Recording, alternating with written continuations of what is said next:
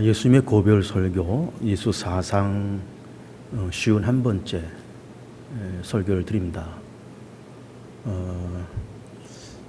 예수님께서 십자가에서 죽으시기 바로 전날 저녁에 제자들과 함께 만찬을 하시고 그리고 긴 장편의 설교를 하신 그 부분들을 우리는 지금 보고 있는 겁니다. 요한복음 13, 14, 15, 16, 17장. 17장은 이제 설교이면서 동시에 예수님의 기도인데 이렇게 5장에 걸쳐서 장편의 설교가 나와 있습니다. 그래서 우리가 여러 시간에 걸쳐서 그동안 봤고 오늘은 15장 9절부터 마지막 절까지로 세상에 속하지 않은 자라는 제목으로 말씀을 드립니다. 지난주에는 그 15장 전반부를 보면서 그 포도나무에 대한 이야기를 했습니다. 농부가 계시다. 그리고 포도나무가 있다. 그리고 가지가 있다. 열매가 있다. 그러면서 농부는 하나님이시고 성부 하나님이시고 포도나무는 예수 그리스도이시고 가지는 예수를 믿는 우리고 그리고 열매가 있다. 그러면서 이 농부, 포도나무, 가지, 열매의 이 흐름이 분명히 있어야 된다. 그러면서 하나님의 어떤 섭리, 계획 그것이 이게 흘러가면서 마지막에 열매가 돼야 된다. 이런 말씀을 드렸습니다. 그래서 우리는 줄기된 그리스도와 붙어 있어야 된다. 떨어지면 안 된다 하는 말씀을 드렸고 그랬을 때 열매가 있다. 그 열매는 뭐냐? 열매는 생명이다. 그리고 열매는 제자가 되는 거다. 그럼 제자는 뭐냐 했을 때 이제는 건강한 대한민국 시민이 되는 것이고 또 건강한 가정을 만드는 것이고 건강한 우리 교회의 교인이 되는 거다. 이것이 열매다. 이런 말씀으로 지난주에 말씀을 드렸습니다. 그러면서 하나님의 생각의 흐름, 하나님의 계획의 흐름, 하나님의 섭리의 흐름이 흘러가야 마지막에 열매가 있다. 이런 말씀을 드렸습니다. 오늘 우리가 이제 9절부터 마지막 절까지 말씀을 읽었는데 이 말씀도 지난주에 드렸던 말씀의 연장선 속에 있는 그런 말씀인 겁니다. 이렇게 되는 겁니다. 예수님께서 이렇게 말씀하십니다. 성부가 나를 사랑한 것 같이 나도 너희를 사랑한다. 그러니 너희도 사랑 안에 머물러라. 그런데 그 조건은 내가 말한 계명을 지켰을 때 사랑이 가능하다. 이런 얘기를 하시고 있는 겁니다. 결국은 이 말씀의 흐름은 성부 하나님이 성자 예수님을 사랑하고 성자가 제자들을 사랑하시고 우리들을 얘기하는 거죠. 제자를 사랑하시는데 그 사랑의 증표가 뭐냐? 사랑한다고 하는 어떤 증거가 뭐냐라고 했을 때 계명을 지키는 것이 나를 사랑하는 거다. 이제 그렇게 말씀하시고 있습니다. 이 말씀을 조금 더 얘기를 하겠고 그 다음에 이어서 예수님께서 이런 말씀을 하십니다. 너희가 세상에서 분명히 핍박을 받을 거다. 세상이 너희를 미워할 거다. 이런 말씀하시면서 나도 미워했는데 세상 사람들이 나도 미워했는데 너희들도 미워할 거다. 왜 그러냐? 너희들은 세상에 속한 자가 아니기 때문이다. 이런 말씀을 하고 계세요. 그럼 이것이 무슨 의미일까라는 것도 우리 좀 봐야 되겠고 그 다음에 기쁨에 대한 말씀을 하시고 있는데 사실은 기쁨과 예수님의 고별 설교의 이 시간과 장소와 기쁨이라는 것이 사실 잘 어울리지가 않습니다. 그렇잖아요. 예수님께서는 이제 그 밤이 지나가면 십자가에서 죽으셔야 되고 제자들도 지금 마음이 착잡합니다. 이제 하루 지나면 예수님께서 죽으시니까 근데 우리는 어디 가서 뭘 해야 될 거냐? 도대체 3년 동안 우리가 따라다녔던 것이 무슨 의미가 있느냐? 좀 갈등도 많고 생각이 많습니다. 그럴 때 예수님께서 기쁨을 얘기하고 계세요. 나의 기쁨을 너에게 주노라. 그러면서 이 기쁨에 대한 말씀을 하시고 있습니다. 이 기쁨이 또 무슨 의미가 있을까라고 하는 이러한 3가지 내지 4가지 주제로 말씀을 드려보도록 합니다. 첫 번째 주제는 오늘 제 설교를 성경 본문을 직접 읽으면서 말씀을 보도록 하겠습니다. 여러분 그 성경을 9절부터 우리가 읽었는데 한번 9절 보시죠. 9절을 보면 아버지께서 나를 사랑하신 것 같이 나도 너희를 사랑하였으니 나의 사랑 안에 거하라.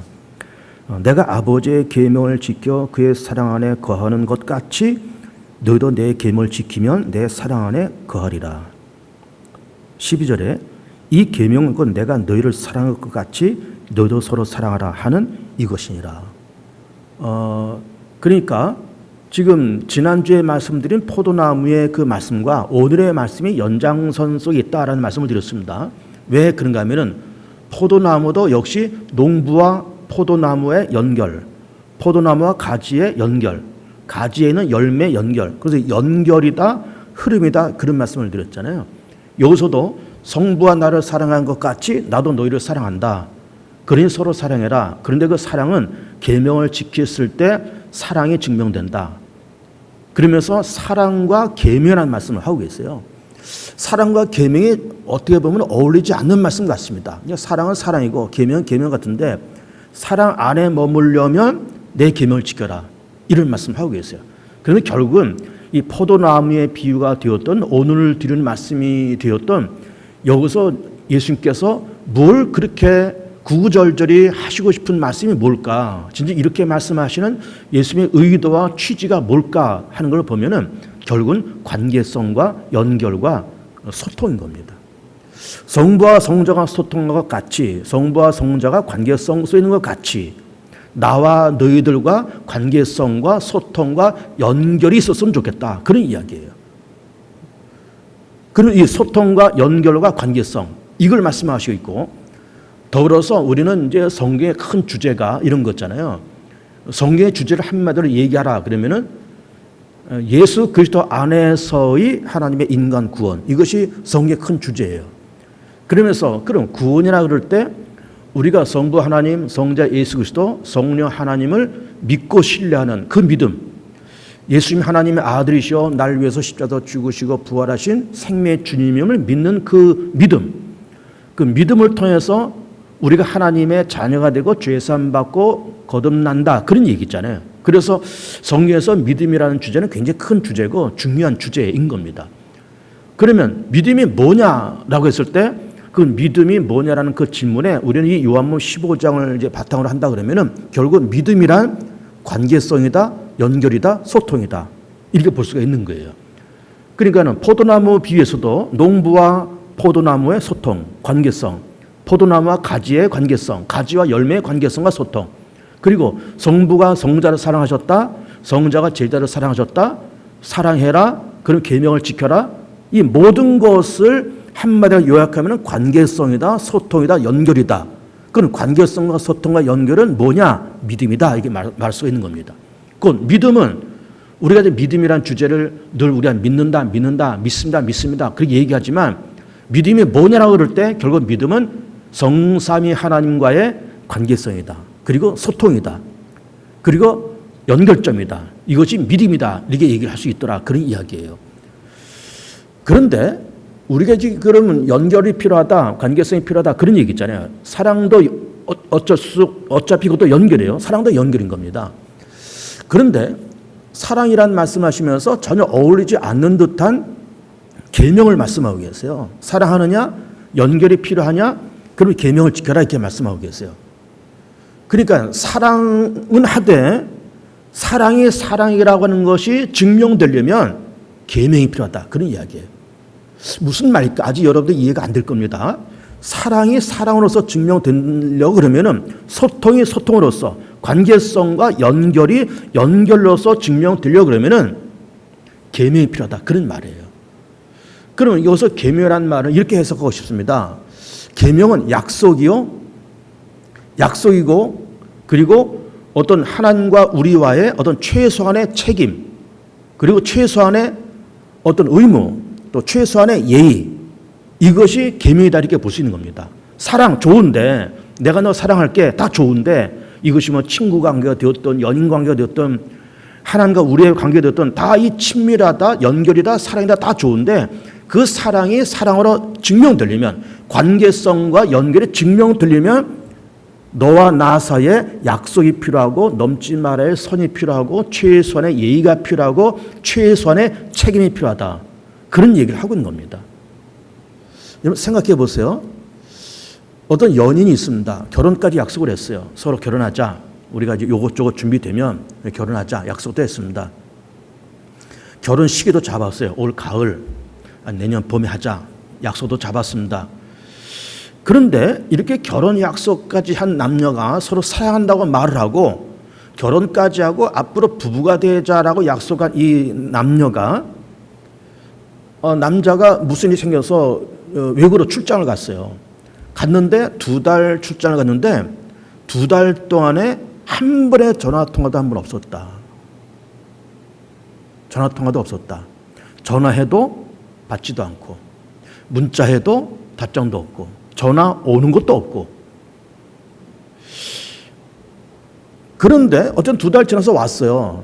와서 이제 그 여자가 좀 싫은 소리 했을 것 아니에요. 아니 세상에 내가 전화도 하고 문자도 보내는데 받지도 않고 답장도 없고 2달 동안에 전화 한 통도 없고 어떻게 된 거냐. 근데 이 남자 하는 말이 아주 바빠서 그래요. 바빠서. 여러분 이게 이해가 됩니까? 이게 말이 되는 거예요? 아니 세상에 사랑한다는 사람이고 결혼까지 약속한 사람인데 하루 이틀도 아니고 아니 2달씩 외국에 나가시면서 전화 한 통도 없고 받지도 않고 문자에도 답장도 없었다. 그게 과연 사랑일까?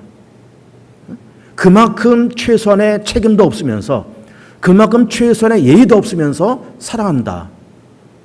그만큼 최소한의 약속도 없으면서 사랑한다라는 것이 그게 가능한 얘기냐 이 말이에요. 그러니까 사랑은 그 안에 약속이 필요하고 최소한의 책임이 필요하고 최소한의 예의가 필요해요. 여러분 부부간에도 좀 안 된 얘기지만 구타 사건도 일어나고 연인 간에도 구타 사건이 일어나요. 이 세상에 사랑한다고 하면서 여자를 죽도록 패버려요? 그럴 수 있는 겁니까? 부부가 만나서 서로 사랑하고 일평생을 그렇게 살면서 죽도록 패요? 그게 사랑일까요? 그게 부부일까요? 그 부부라고 말하기도 어렵고 사랑하는 관계라고 말하기도 어려워요. 그 정도의 최소한의 예의도 없으면서 사랑한다? 그 사랑은 사랑이라고 말하기가 어렵잖아요. 그러니까 관계성이다, 연결이다 다 좋은데 사랑이다 다 좋은데 그 사랑 안에는 최소한의 예의, 최소한의 책임 그리고 최소한의 넘지 말아야 할 선을 서로가 넘지 말아야 되는 거예요. 또 부부간에도 어쨌든 뭐 이렇게 삽니다. 아이들 낳고 살아요. 서로 사랑한다고 말을 해요. 부부간에 서로 사랑한다고 말을 해요. 그런데 최소한의 책임을 감당하지 않아요. 어쨌든 다 식구들이 이렇게 모여서 살면 남자는 남자들의 책임감을 갖고 경제를 책임져야 되잖아요. 남자가 경제 책임을 못 지면 여자라도 경제를 책임져서 어떤 식구들 먹여 살리고 아이들 공부시키고 다 그래야 되잖아요.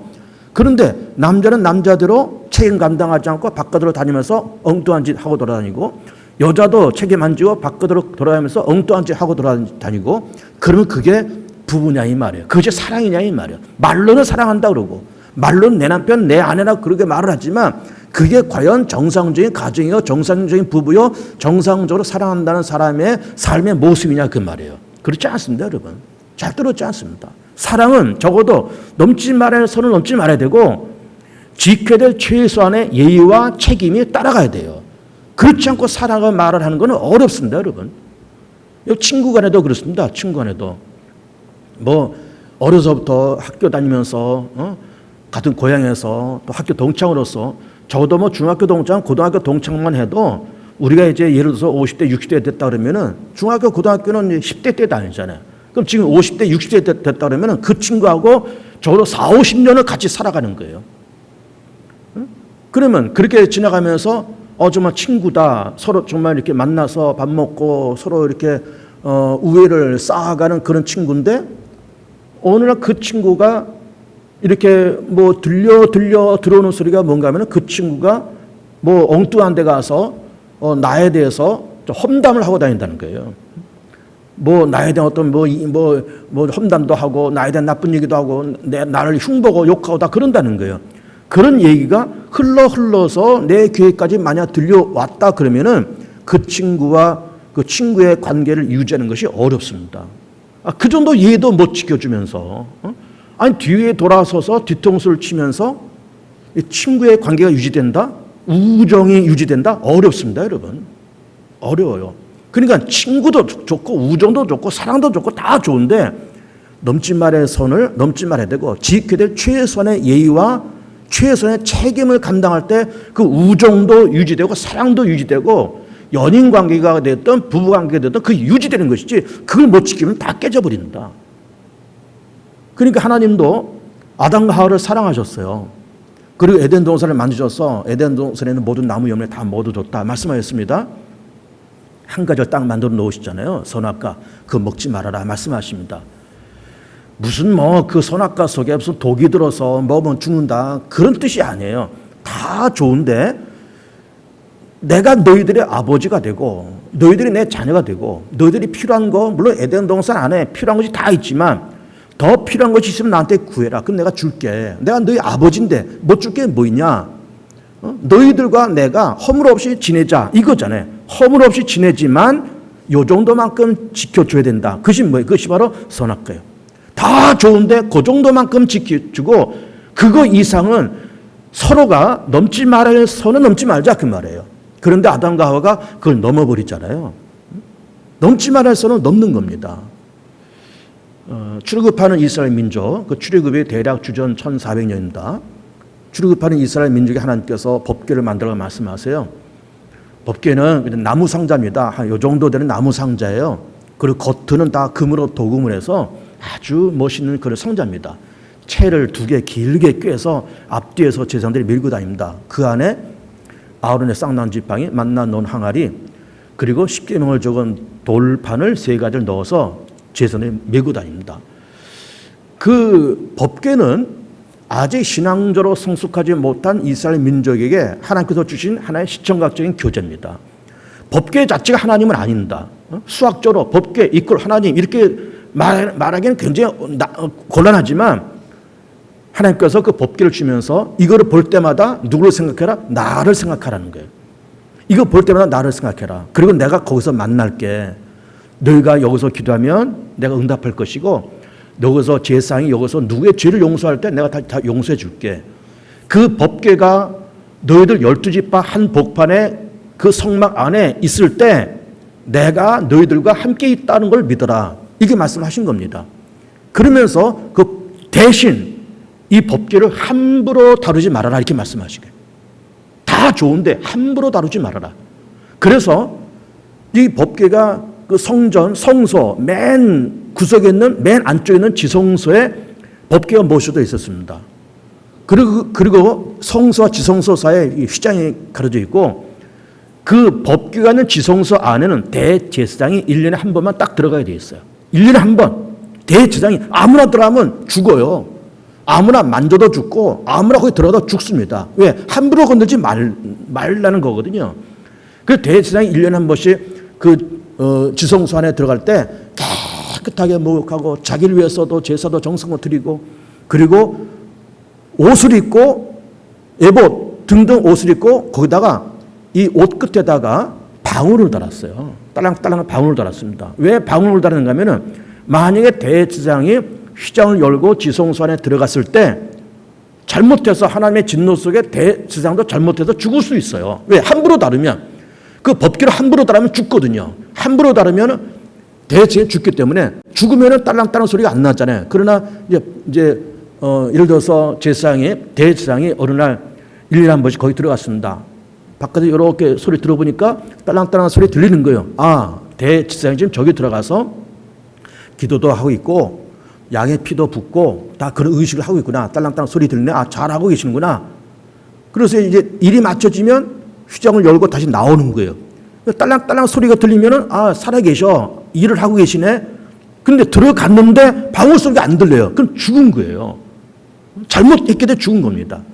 그러니까는 심지어 대제사장일지라도 그 법궤를 함부로 다루면 죽는 거예요. 다윗 시대에 법궤를 한번 뺏겼습니다. 그래서 이 법궤를 술에다가 이렇게 싣고 오는데 이 소들이 이제 빨리 가면서 이 법궤가 출렁출렁거리면서 막 떨어지려고 그래요. 그 술에서 떨어지려고 그래요. 그거를 우사가 급히 이 법궤를 이제 잡았는데 그 즉시에 하나님 우사를 쳐 죽였습니다. 물론 그 의미는 여러 가지 깊은 의미가 있어요. 그걸 다 설명하기 어렵지만 어쨌든 법궤를 함부로 다루고 함부로 만지면 죽는 거예요. 그러다가 그 소가 베스메스까지 갔는데 베스메스 사람들이 그 법궤를 이게 오래간만에 보잖아요. 블레셋 산다 뺏겼다가 찾았으니까 좋기도 하지만 참 궁금하기도 하고 오래간만에 보기도 하고 그래서 또 궁금하기도 합니다. 이 법궤 속에 우리가 법궤를 지난 이렇게 시내산 사람께서 말씀해서 이렇게 만들어서 여기까지 가지고 왔는데 도대체 이 법궤 속에 뭐가 있을까 궁금하잖아요. 그 법궤 뚜껑을 열고 들여다보면서 그 즉시에 70명이 죽습니다. 70명이, 베스메스 사람 70명이 죽어요. 그러니까 하나님께서 이스라엘 민족을 저는 정말 눈에 넣어도 아프지 않을 만큼 이스라엘 민족을 사랑하시고 내 백성에다 말씀하시고 그렇게 하나님께서 이스라엘 민족을 사랑하시면서 당신의 백성으로 선택하셨는데 너와 내가 넘지 말할 선이 있다는 거죠. 그러나 너와 내가 지켜야 될 최소한의 예의가 있어야 된다. 최소한의 책임이 필요하다. 최소한의 넘지 말할 선이 있다. 이거를 딱 말씀하시면서 그렇게 말씀하시면서 예수님도 지금 이렇게 말씀하시면서 하나님의 성부가 나를 사랑하셨다. 나도 너희들을 사랑할래. 그런데 사랑 속에는 계명이 필요하다. 계명이 필요해. 계명이 뭐냐? 서로 사랑하는 거야. 그러면서 사랑의 관계를 말씀하시면서 결국 이 말씀의 큰 의미는 관계성이다, 연결이다, 소통이다. 그런데 그 속에는 분명히 서로 넘지 말아야 할 선이 있고 지켜야 될 최소한의 예의와 최소한의 책임이 필요하다. 이 말씀을 하시고 있는 겁니다. 요즘 이제 우리가 코로나 4단계도 지나가고 근데 이제 코로나 그러면은 우리 이제 코로나 소리가 나온 것이 작년 초잖아요. 작년 1월부터 해가지고 아마 내 기억으로는 한 2월 말쯤부터 우리가 이렇게 좀 비정상적으로 예배가 이렇게 진행되어 왔습니다. 그러면서 우리가 어쨌든 영상으로 다 드리고 지금도 우리 교우들이 집에서 영상 예배 드리실 겁니다. 이것이 벌써 지난 2월, 3월부터 시작해서 지금 해를 바뀌어서 8월까지 이렇게 오는 거예요. 거의 1년 반 내지 1년 2, 3개월까지 지금 오고 있는 겁니다. 오면서 지금 4단계라서 뭐 지금 여러 가지 어려운 일이 지금 있지만 그러면서 저는 요즘 무슨 생각하는가 하면은 그럼에도 불구하고 여러 가지 어렵습니다. 예배드리기도 어렵고 교회 나오기도 어렵고 다 어려운 때이지만 그럼에도 불구하고 예배를 사모하고 뭐 현장에서 예배를 못 드리지만 영상 예배를 드리고 그리고 막 매주 주정헌금도 또 드리고 싶고 11조도 드리고 싶은데 그게 좀 교회를 못 나오니까 교회 통장으로 이렇게 넣고 그러면서 예배를 사모하시고 어떤 분들은 가끔 전화합니다. 주로 할머니들이죠. 전화해서 목사님 뭐 잘 계세요 인사도 하시고 언제 교회 가요 그런 말씀도 하시는 분이 꽤 계세요. 언제 교회 가요? 그러니 그런 전화를 이렇게 받을 때마다 제 가슴이 뭉클뭉클하는 거예요. 참 이렇게 어려운 때지만 교회를 사모하고 예배를 사모하는 이런 분들이 계시는구나. 이렇게 교회가 재정적으로 어려울까 봐 꼬박꼬박 통장으로 이렇게 11조 주정금을 넣어주시고 이런 분들이 계시는구나. 그러니까 그런 분들이 있는가 하면 참 미안하지만 뭐 이참에 그냥 예배 쉬고 이참에 다 끊어버리고 그런 분들도 간혹 있어요. 많지 않지만 간혹 있습니다. 그러니까 하나님께서 지금 이렇게 예배드리기 어려운 그런 때를 지나가고 있지만은 그래도 불구하고 너와 내가 지켜야 될 최소한의 예의, 최소한의 책임, 그리고 서로 넘지 말아야 할 선을 넘지 말아라고 하는 하나님의 이 언약이 중요한 것이고 그 언약과 계약과 약속을 지킬 때 최선의 책임과 최선의 의무와 최선의 예의를 갖출 때 그것이 진정한 사랑이다 그 말. 그리고 그것이 진정한 연결이요 그것이 진정한 관계성이고 그것이 진정한 소통이다 그 말이에요. 이참에 예배 끊어버리고 이참에 헌금 끊어버리고 그건 곤란합니다. 그건 곤란해요. 연결이 돼야 돼요. 내가 지켜야 될 최소한의 예의와 책임과 넘지 말아야 할 선을 넘지 말아야 돼요. 이게 중요한 겁니다. 예수님의 말씀이에요. 성부가 나를 사랑한 것 같이 나도 너를 사랑한다. 그래 너도 서로 사랑해라. 근데 사랑은 말로만의 사랑이 아니라 계명이 필요하다. 그 계명이 뭐냐? 넘지 말아야 할 선을 넘지 말고 최선의 책임, 최선의 예의를 갖춰라. 이 말씀을 하시고 있는 겁니다. 그러면서 이 총체적인 의미는 관계성이요, 연결이요, 소통이다. 그리고 믿음이란 결국은 관계성이다. 믿음이란 소통이다. 믿음이란 연결이다. 그런 말씀을 하시고 있는 겁니다. 이것이 9절과 10절과 12절에서 하시는 말씀이에요. 그런데 11절 말씀에 조금 전에 제가 한 것처럼 기쁨이라는 말씀이 툭 튀어나오고 있어요. 자, 12절 말씀 봅니다. 11절. 내가 이것을 너희에게 이루면 내 기쁨이 너희 안에 있어 너희 기쁨을 충만하게 하려 함이라. 너희 기쁨을 충만하게 하려 함이라. 자, 지금 이 예수님의 고별 설교, 최후의 만찬을 시작으로 해서 이 고별 설교의 이 분위기와 기쁨이란 주제가 어울립니까? 전혀 어울리질 않아요. 예수님께서 왜 이 바닥에 기쁨을 말씀하실까? 예수님께서 야, 나 이제 힘들어 죽겠다. 봐라, 이 밤 지나면 너 가룟유다 너 나 배신할 것이고 로마 군이 나 잡으러 올 것이고 나 내일 죽을 것이고 나 지금 죽겠다 지금 나 고민스러워 죽겠다. 물론 그런 말씀은 안 하세요. 그런 말씀 안 하시는데 진짜 나 지금 힘들어 죽겠다, 너 고민스러워 죽겠다 그렇게 말씀하셔야 될 것 같은데 어울리지 않게 기쁨을 말씀하고 계시는 거예요. 내 기쁨을 너희에게 주노라. 그래서 너희 기쁨이 충만하기를 원한다. 이렇게 말씀하고 계세요. 기쁨, 지금 이 현장에서, 이 시간 이 현장에서 기쁨이라는 단어가 전혀 어울리지 않아요. 근데 왜 이 현장에서 예수님의 기쁨을 말씀하실까? 여기서 말하는 기쁨은 어떤 내용의 기쁨일까? 분명히 여기서 말씀하는 기쁨은 통속적인 기쁨이 절대로 아닐 겁니다. 일반적인 기쁨, 먹어서 즐겁다, 놀러 다니니까 즐겁다, 기쁘다, 뭐가 응답돼서 다 기쁘다, 좋다, 그런 류의 기쁨은 아닙니다. 이 기쁨이. 어떤 기쁨입니까? 그래, 기쁨도 질과 수준이 다르다 그 말이에요. 질과 수준이 다른데 여기서 말씀하는 기쁨은 이런 겁니다. 지금은 기쁨을 얘기할 분위기가 절대로 아니었습니다. 절대로 그거 아니에요. 그러나 장차 미래에 일어날 그 사실에 대한 신뢰를 통한 기쁨이에요. 미래에 일어날 사건에 대한 신뢰, 그 신뢰를 통한 기쁨. 그러면 미래에 일어날 그 사건은 뭘까요? 결정적인 그 사건은 뭘까요? 부활이에요, 부활. 예수님 지금 이 최후의 만찬에서 뭘 내다보고 계신가 하면 부활을 내다보고 계시는 거예요. 그러니까 지금 당장을 보면 절망스럽습니다. 오늘 밤 겟세마네 동산, 내일 아침에 있을 재판, 그리고 십자가에서 죽으심, 이 현장만 보면 정말 암담해요. 근데 그 모든 것을 넘어서 무덤 문을 열고 그 화려한 몸으로, 약한 몸이 강한 몸으로, 욕된 몸이 영광된 몸으로, 신령한 몸으로 그렇게 부활될 그 미래, 사실은 조만간 있는 거죠. 그 미래에 있을 그 부활에 대한 믿음을 통한 오는 그 기쁨, 이 기쁨을 내가 너희들에게 주고 싶다, 이 말씀을 하시고 있는 겁니다. 그러니까 미래에 일어날 그 사실에 대한 신뢰를 통한 그 기쁨인데, 그 기쁨이 내가 현재 당하고 있는 이 어려움보다 더 크면 살 맛이 나는 겁니다.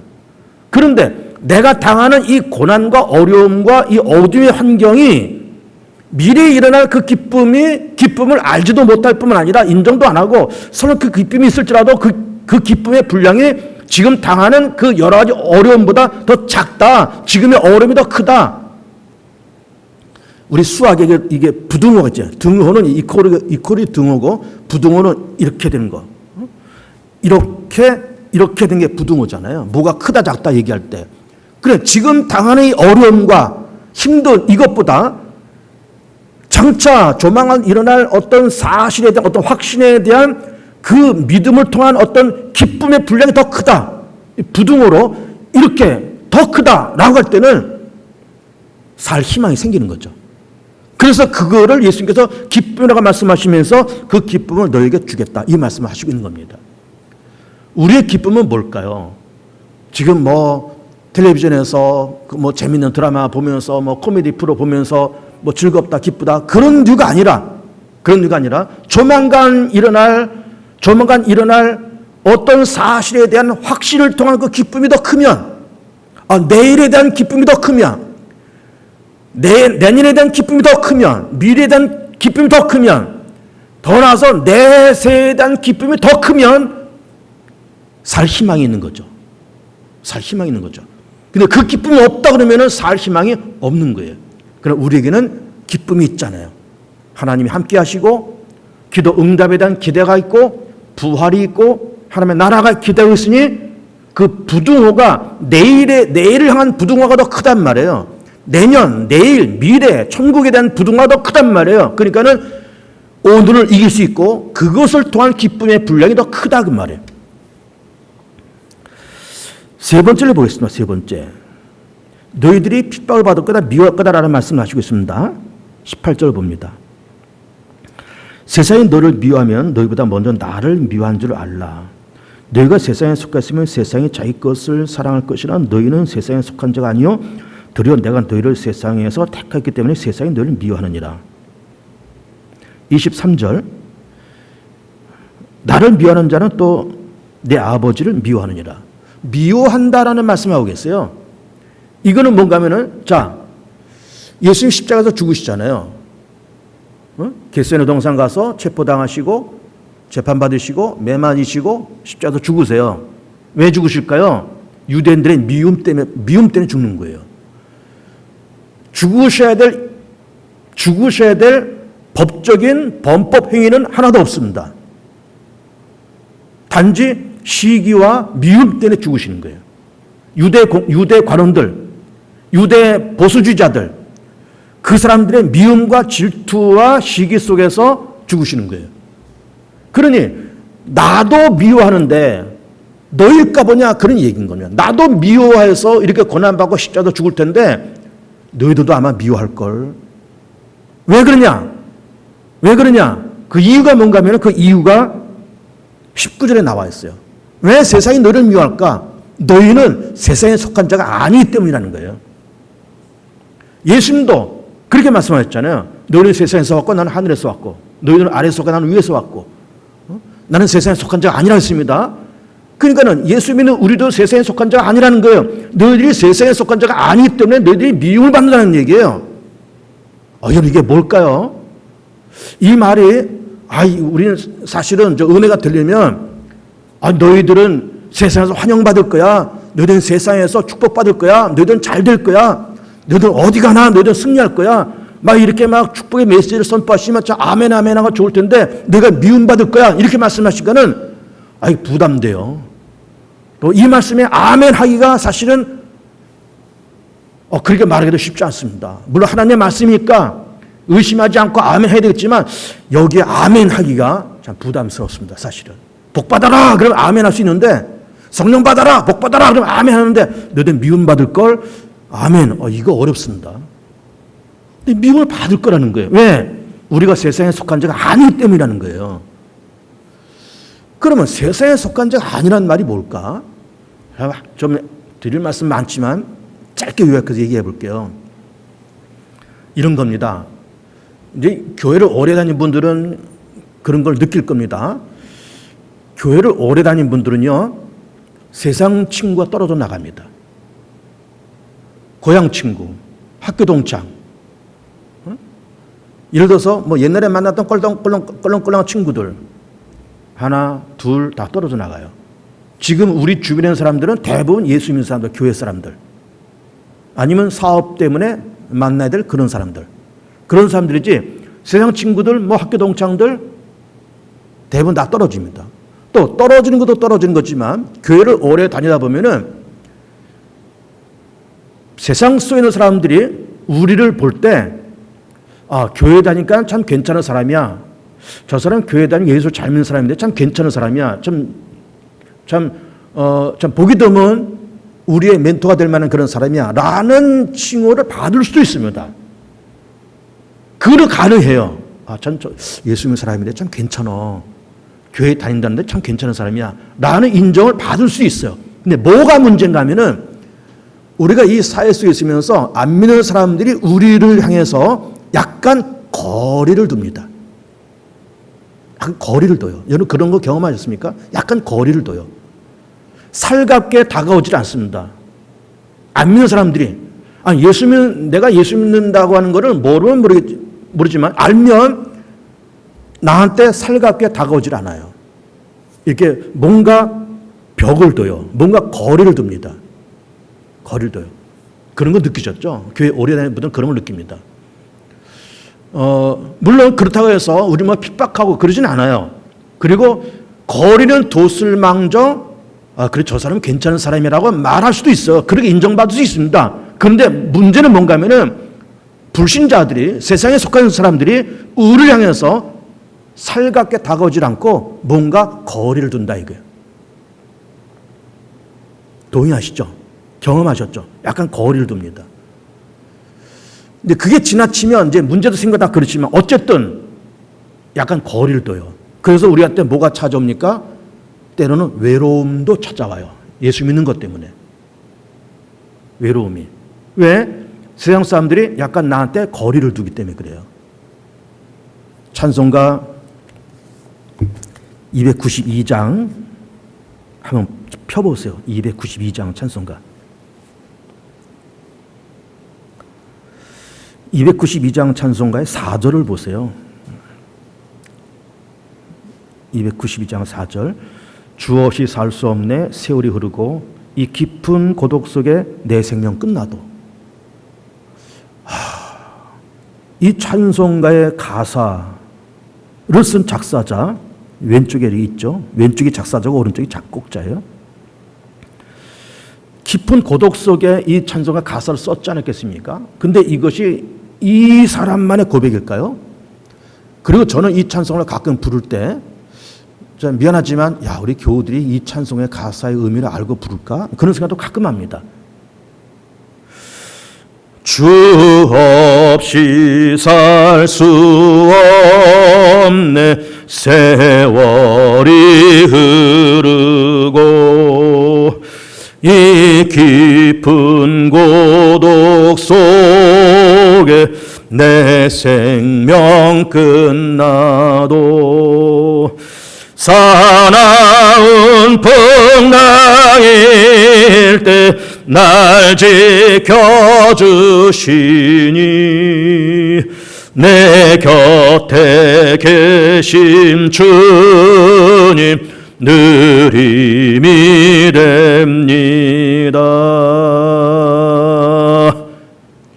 이 깊은 고독 속에 내 생명 끝나도 응? 세상 사람들이 우리와 뭔가 모르는 거리감을 둡니다. 때는 벽을 쌓아요.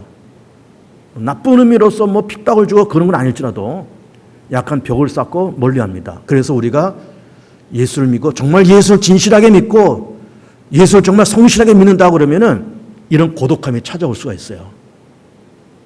그런데 오늘 찬송의 가사처럼 이 깊은 고독 속에 내 생명 끝나도 주님이 나의 힘이 된다는 거죠. 이것이 이 찬송가 가사를 쓴 작사자의 신앙 고백이에요. 우리 모두의 신앙 고백이 되길 바랍니다. 이 깊은 고독 속에 내 생명 끝나도. 예수님도 사실은 깊은 고독 속에 십자가에서 죽으셨고 사도 베드로, 사도 바울, 여러 제자들 다 고독 속에 세상을 다 떠났습니다. 다 고독함 속에서. 고독함이 찾아올 수 있습니다. 이기시고 그리고 주님이 함께 하심을 믿으시고 그리고 오늘 설교의 핵심은 결국 믿음입니다. 믿음은 뭐냐? 관계성이다, 연결성이다, 그리고 소통이다. 사랑은 말로만의 사랑이 아닌 계명이 있을 때 진정한 사랑이다. 최소한의 약속, 넘지 말아야 할 선, 최소한의 책임, 최소한의 어떤 예의. 그리고 미래가 나에게 가져다는 그 기쁨이 더 클 때 오늘 내가 살아갈 수 있다. 라고 이런 내용. 오늘 설교의 주제는 3가지가 흘러갔습니다. 잘 명심하시고 또 승리하시고 또 열심히 세상을 살아가는 복된 교우들 다 되시길 축복합니다.